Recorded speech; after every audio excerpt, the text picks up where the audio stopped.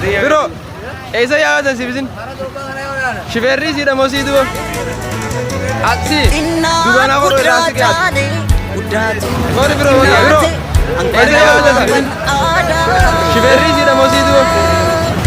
Aksi. Dua nak orang rasa kiat. Jaru Shiverri nak bagi bro. Angkat, dijak kat sebit. Mari kau tu bagi. Kau bagi. Ya, apa yang ni? Jaru Shiverri nak bagi. Ammo ka, dijak kat sebit kau ni. Erkame angkana pan ada dubbi sana dibe debi safan nabe kana fera fudida